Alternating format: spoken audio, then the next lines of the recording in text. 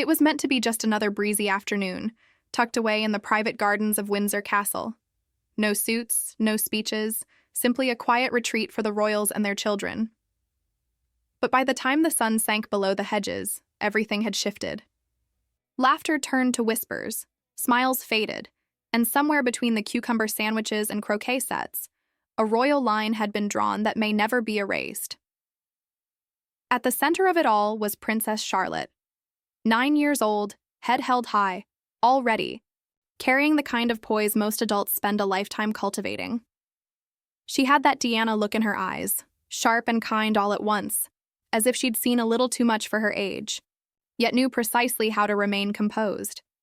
Everyone says she inherited her mother's elegance and her father's determination, a flawless blend for a future queen. But on that day, Charlotte wasn't performing the role. She was simply a child trying to enjoy herself. And then came the jab. It wasn't loud, it wasn't a tantrum, just a few carefully chosen words from another child. The kind that don't need to be shouted to sting. Camilla's granddaughter, Eliza, had always walked a delicate tightrope in royal circles. She wasn't technically a royal, not by blood, at least. But over the years, she had been gently ushered into the spotlight alongside Camilla. Small appearances at ceremonies, charming photos in carriages, a presence just close enough to suggest belonging. Yet behind the scenes, tension lingered. That afternoon, according to multiple staff members, Eliza made a comment that cut too deep. Something about Charlotte's appearance. Something about how her mother was merely pretending to be queen. It was petty, it was personal, and it was pointed. One of those playground remarks intended not just to tease, but to humiliate. Whatever was said, it struck Charlotte hard. Witnesses say her face crumpled, her eyes welled up, and in an instant she was clinging to Kate like a lifeline. Gone was the composed little royal. In that moment, she was simply a heartbroken child. Kate, usually the epitome of calm under pressure, didn't need to utter a word. Her body spoke volumes. Her arm wrapped tightly around Charlotte, her expression cold, protective, unapologetic. One palace staffer described her eyes as steely, as if she was assessing every person in that garden and deciding who was an ally and who had just crossed the line. But it wasn't only Kate who took notice. William saw it all. He had been nearby conversing with Charles. But once he observed Charlotte's distress, the conversation stopped abruptly. One moment he was nodding along politely. The next, he was striding across the garden like a man on a mission. No fuss, no raised voice, just a cold, measured fury that turned the summer breeze into something sharp. He got the full account. He didn't interrupt. He didn't debate. He listened, thanked the staff, and walked away with his jaw set like stone. And then silence. No dramatic exit. No public outburst. Yet that silence, as it turns out, was merely the calm before a storm that would shatter Camilla's carefully curated legacy. This wasn't the first time little digs had slipped under the radar either. Staff had noticed it before. Snide remarks about Kate's parenting, backhanded comments about the Cambridge's strict media rules for their children. But until now, it had always been dismissed. Just kids being kids, they'd said. Not anymore. Not with Charlotte crying in her mother's arms. And Prince William, he was done ignoring things. William didn't sleep much that night. According to palace aides, he stayed late in his Kensington office with a small circle of senior staff, reviewing security reports, incident notes, and a printed list of every royal engagement scheduled for the next 6 months. He didn't raise his voice. He didn't pace. Yet the energy in that room was different. Cold, focused, final. At one point, someone quietly asked if they should wait to consult the king. William simply replied, "We're not waiting for anyone." By sunrise, the decision was made. Camilla's granddaughter, Eliza, would no longer be welcome at royal events. Not as a guest, not as a symbolic junior, not as anything. Her honorary privileges, the unspoken allowances that granted her access to private wings of the palace, front-row ceremonial seats, and discreet nods from royal security, were revoked. Just like that. One order, no discussion. William didn't call Camilla. He didn't inform Charles. He informed the institution. What made the move so startling wasn't just the speed, it was the clarity. This wasn't a scandal being managed. This was a standard being set. And it wasn't about one girl's cruel comment. It was about everything that comment symbolized: entitlement, overreach, and the unspoken assumption that proximity to power equaled power. The announcement didn't go public initially, but of course, things leak. They always do. Within 48 hours, royal correspondents were whispering about a rift. Then the tabloids caught wind of the Windsor Garden incident, and when a well-placed source finally confirmed that William had revoked Eliza's ceremonial access, the headlines wrote themselves. Future king lays down the law. Camilla's family frozen out. Charlotte protected. Camilla humiliated. Social media ignited like wildfire. Most people didn't even know Camilla had grandchildren involved in royal life. But now everyone had an opinion. Hashtags exploded. Team Charlotte, Will's the real king, and the more cutting, Eliza. Comment. Sections overflowed with praise. Finally, someone had drawn the line. She's not even royal. Why was she there in the first place? Even traditionalists, who usually steered clear of royal gossip, quietly supported William's move.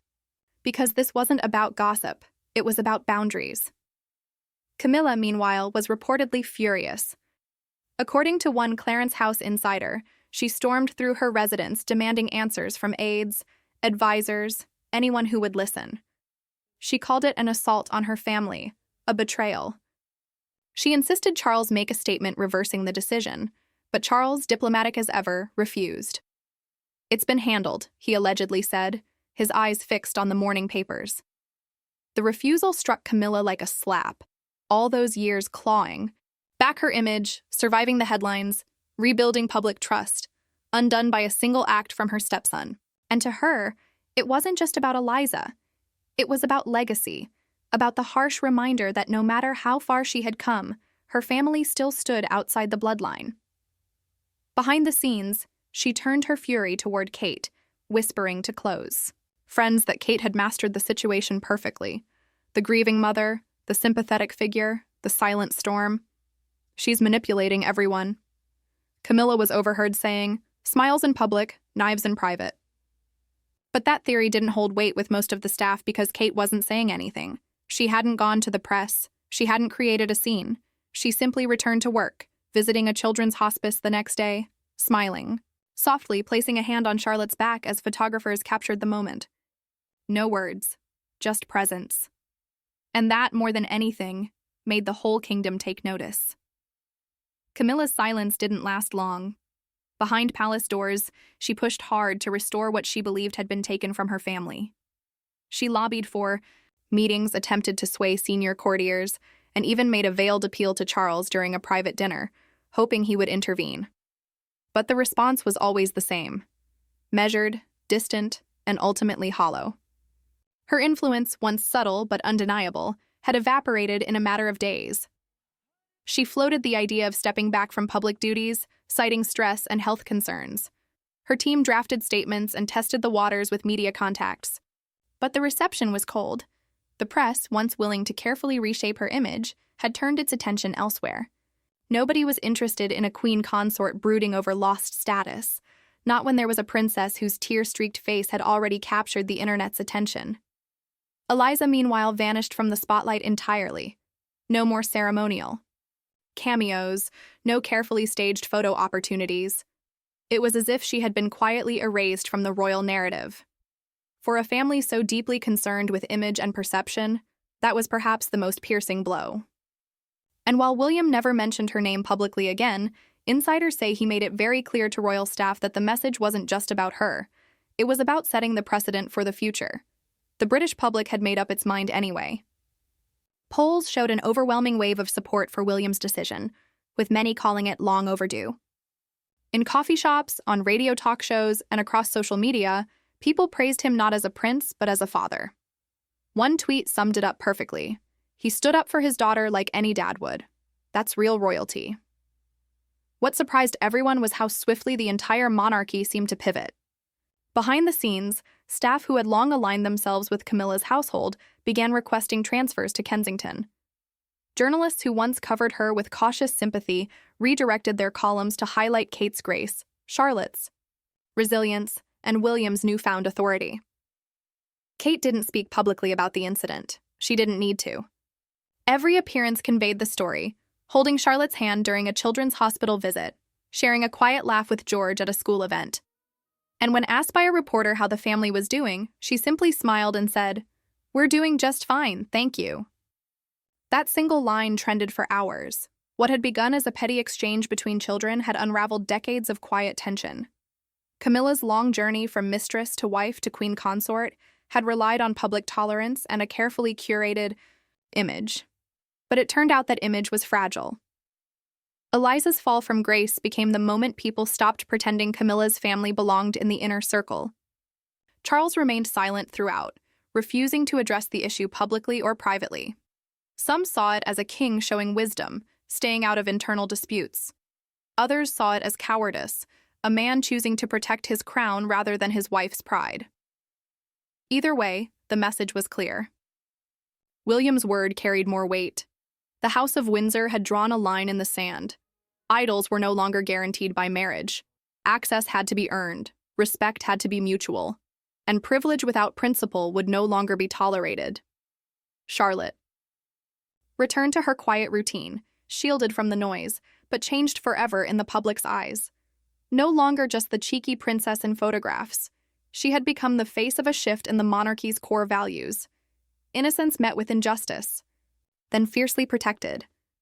In standing up for her, William hadn't just defended his daughter.